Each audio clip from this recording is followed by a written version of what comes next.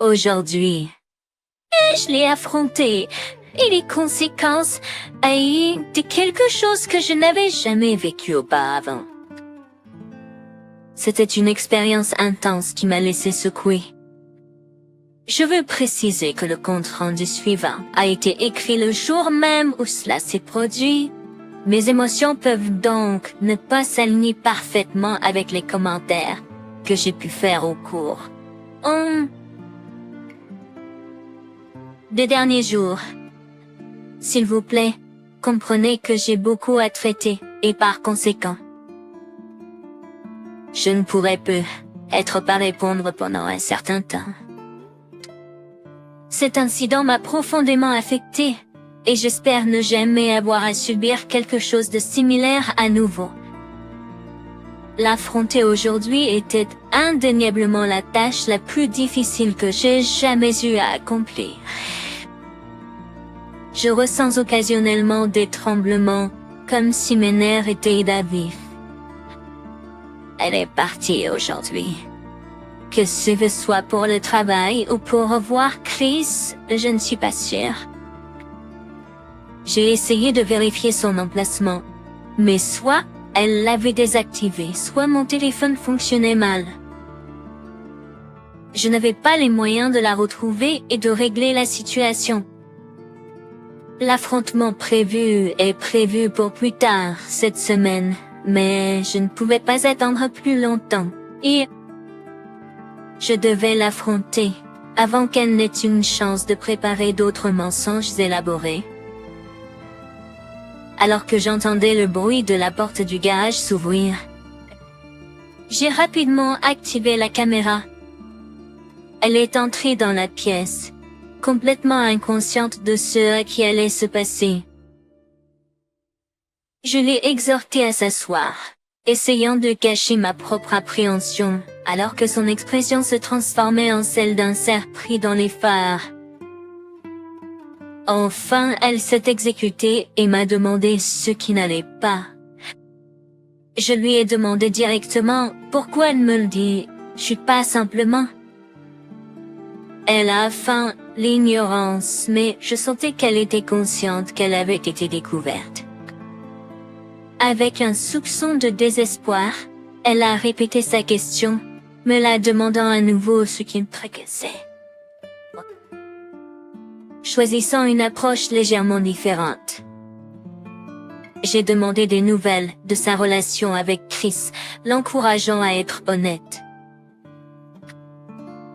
Elle a nié toute implication, prétendant ne pas avoir de ces nouvelles. Au lieu de l'affronter directement, j'ai décidé de changer de stratégie. J'ai exprimé mon malaise à l'idée qu'elle travaille à ses côtés, lui expliquant que c'était quelque chose que je ne pouvais pas ignorer ou oublier dans notre relation. Pour ma surprise, elle a immédiatement acquiescé, son accord étant évident dans son attitude. Nerveusement, elle a demandé des nouvelles de mon revirement soudain et de mon comportement inhabituel. En secouant la tête, j'ai essayé d'exprimer mon point de vue, expliquant que je voulais initialement être compréhensif, mais que j'étais devenu mal à l'aise en raison des mauvaises vibrations que j'avais ressenties de sa part.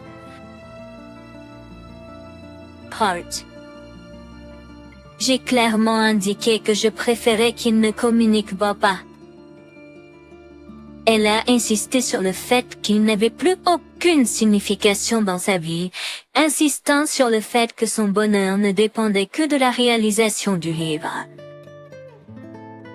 Je lui ai dit qu'il en avait profité et qu'elle était trop indulgente compte tenu de la situation qui justifierait une action en justice. Surprenamment, elle est d'accord avec moi. À ce stade, elle envisage probablement de mettre fin à sa relation avec Chris dès que possible. Chris, dès qu'elle en aura l'occasion. Néanmoins, je révèle alors à sa femme que tout cet incident m'a causé un stress immense, ce qui m'a obligé à prendre une semaine de congé. Je lui dis que pendant notre conversation, je lui informe que j'ai parlé avec mon ex, qui a gentiment accepté de s'occuper de notre fils pour le week-end, ce qui nous a permis de partir à Vegas ensemble. C'est pourquoi j'ai eu une longue conversation avec mon ex l'autre jour, pour discuter des détails de la garde de notre fils. En tout cas, c'est ce que je voudrais qu'elle croie. Cependant, mon tentative de la tromper est interrompue abruptement lorsqu'elle m'informe que notre voyage à Vegas a été annulé aujourd'hui en raison de circonstances imprévues. La conversation se poursuit ensuite comme suit, bien sûr, paraphrasé. Moi, c'était annulé le mois dernier. Non. Il nous l'a dit aujourd'hui parce qu'il n'était pas sûr que c'était annulé et jusqu'à aujourd'hui. Moi, c'était en fait annulé aujourd'hui. Donc, qu'est-ce que tu prévoyais de faire? Ou qu'est-ce que tu m'accuses? Depuis combien de temps vous et Chrisette, vous à nouveau ensemble? Nous n'avons rien fait. Il t'a dit que nous étions à l'université? Et s'il te plaît, ne me mens pas. Je ne veux pas devoir lire à haute voix tout ensemble des choses blessantes qu'il t'a écrites. Cela m'a presque donné la nausée quand je l'ai fait pour la première fois. Je n'arrive pas à croire que tu ferais une chose pareille. Et Sten, il m'a beaucoup texté récemment et m'a dit beaucoup de choses bizarres. Et je ne sais pas comment gérer cela. Moi, je voulais vous faire ou que m'accusez-vous? Depuis combien de temps êtes-vous et Chris remis ensemble où nous n'avons rien fait? Il dit que nous étions... Moi, ne me mens pas. Je ne veux pas tout lire ce qu'il t'a texté. Cela m'a presque donné envie de vomir en le faisant pour la première fois. Je n'arrive pas à croire que tu fasses une chose pareille. Sten. Désolé qu'il m'ait texté beaucoup récemment. Et m'ait dit beaucoup de choses bizarres. Et je ne sais pas comment gérer cela. Bon. C'est en partie la raison pour laquelle nous avons rompu. Je t'ai dit que je savais que je n'aurais pas dû répondre à ces messages. C'est toujours du drame avec lui. Tous ces messages étaient corrects, mais il a recommencé avec ces choses qui me manquaient. Comme d'habitude. Et je voulais te dire qu'il voulait que tu rentres à la maison et m'embrasses, après que tu aies été en train de te pencher dessus. J'ai lu tes messages. Je les ai vus dans ton email et dans tes textos. Tu me trompes et je veux que tu quittes cette maison aujourd'hui. Quoi? Je ne te trompe pas. Si tu ne veux pas qu'il soit là, je lui dirai de s'en aller. Mais chérie, c'est ce qu'il t'a dit? Il ment. Arrête. Je t'ai dit que j'avais regardé tes messages sur ton téléphone. Tu vas récupérer tes affaires. Et tu vas aller chez tes parents. J'ai fait des copies de tes emails et des captures d'écran de tes textos. Je refuse de cacher le contenu de tes conversations plus longtemps.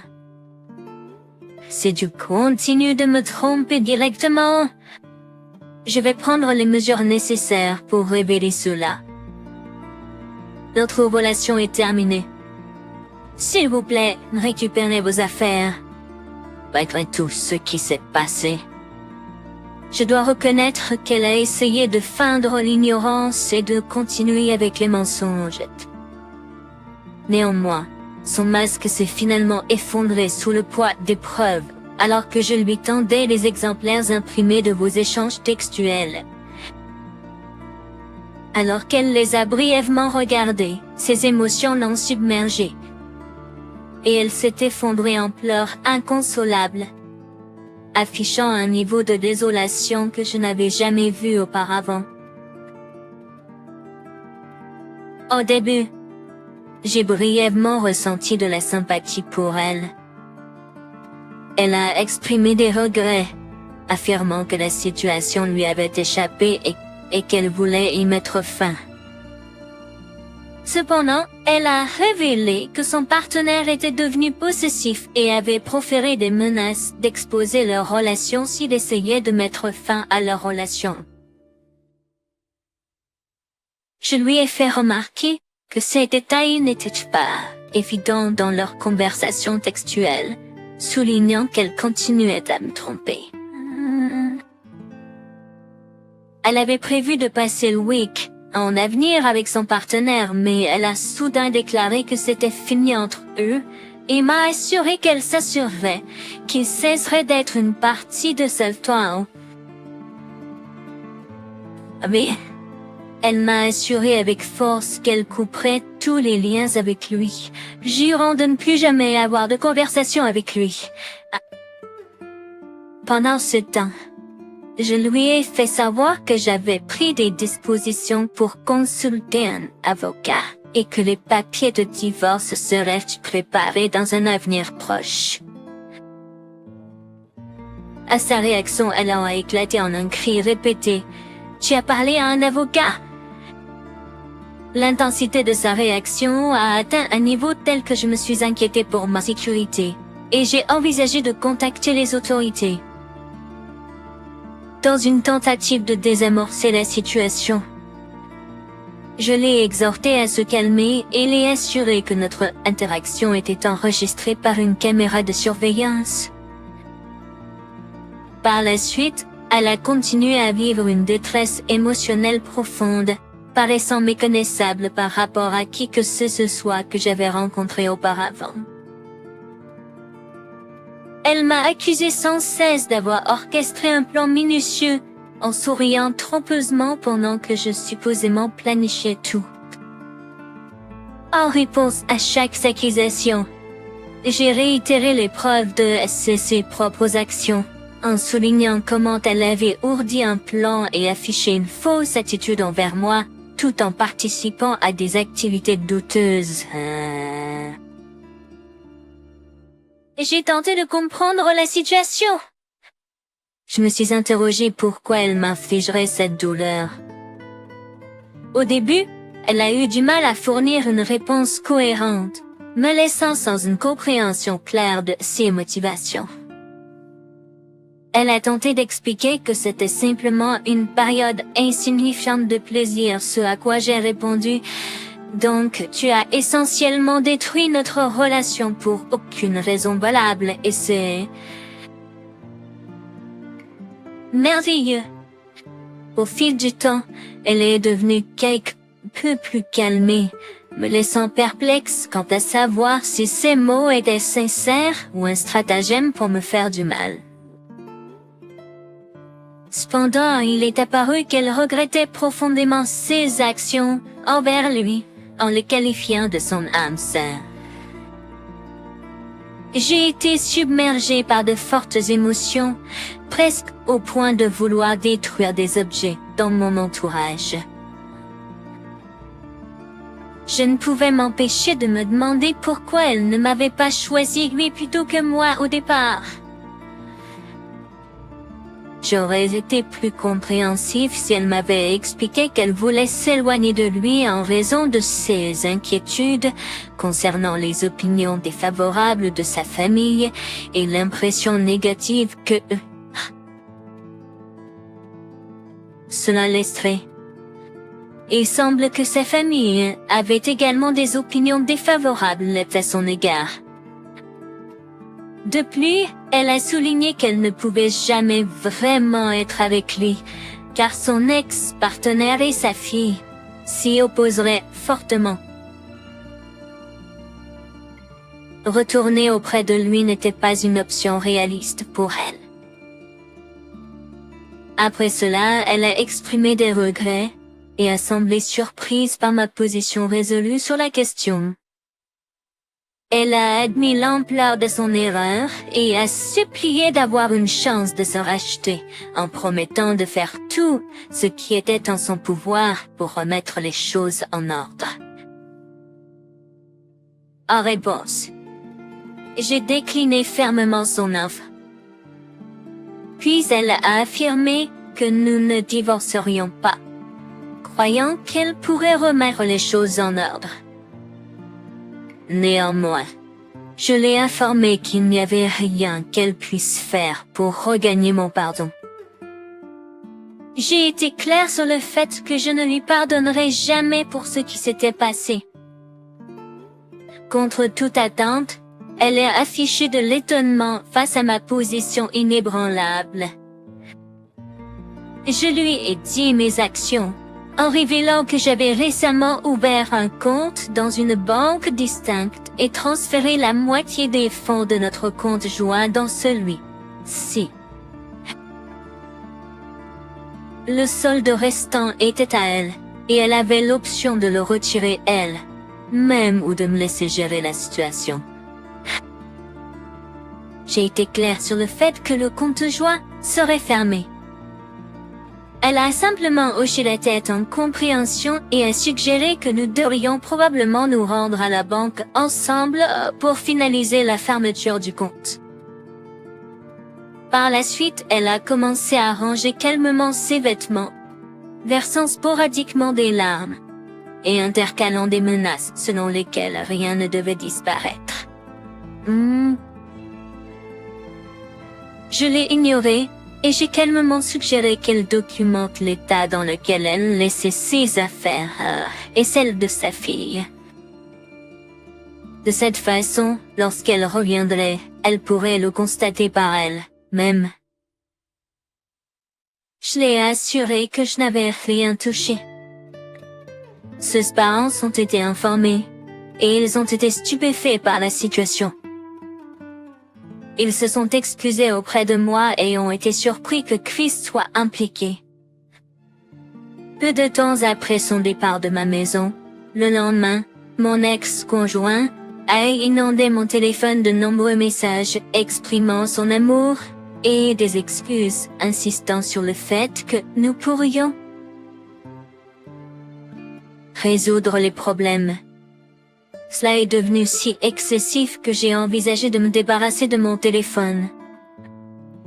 J'ai envisagé d'éteindre mon téléphone, mais puisque mon aimée femme avait la garde de notre fils, je sentais qu'il était nécessaire de le garder allumé en cas d'urgence ou de dernière modification lorsqu'il rentrait à la maison. Au lieu de cela, je me suis retrouvée à répondre à ces messages textes en envoyant des captures d'écran des parties les plus désagréables de notre conversation, en choisissant de rester silencieux. À ma grande surprise, mon ex est finalement arrivé avec notre fils, et il a même apporté le dîner de mon restaurant chinois préféré. Quand je l'ai annoncé à mon fils, je ne lui ai pas donné tous les détails, mais il a directement demandé si sa mère m'avait trompé. La soudaineté de la situation l'a amené à faire cette supposition, et sans entrer dans les détails. Et je lui ai confirmé son intuition. Ils sont restés avec moi pendant un moment, avant de rentrer chez eux, mais depuis lors, il semble que nous soyons tous dans un état de léthargie, essayant de maintenir une certaine normalité dans la maison. Alors que j'écris ceci, quelques jours se sont écoulés, et je m'apprête à me rendre à la salle de sport avant de rencontrer mes avocats. Cette situation est devenue extrêmement accablante, avec de nouveaux développements qui se produisent à un rythme rapide. Je pourrais passer des heures à taper et ne pas capturer toutes les mises à jour concernant mon futur ex, Marie. Il est prévu qu'il vienne chercher les affaires de sa fille. Et je ferai de mon mieux pour expliquer à elle qu'elle peut toujours me contacter si elle a besoin de quelque chose. Quant à envisager de révéler à son ex, Marie, son implication avec Chris, il semble que ce soit une entreprise vaine. Cela ne servirait à rien dans l'ensemble des choses.